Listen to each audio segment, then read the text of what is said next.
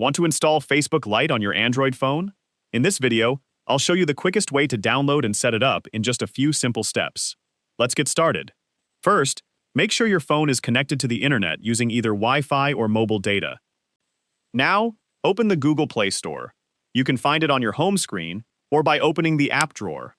Next, tap the search bar and type Facebook Lite. From the search results, select the official Facebook Lite app, then tap the Install button.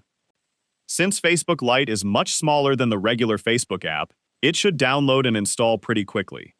Once the installation is complete, tap Open. You can also find the app in your app drawer, and if you want quicker access, tap and hold the app icon, then drag it to your home screen. Now, open Facebook Lite and sign in with your Facebook account. If you don't have an account yet, simply tap Create New Account and follow the on-screen instructions. That's all it takes to install Facebook Lite on your Android phone.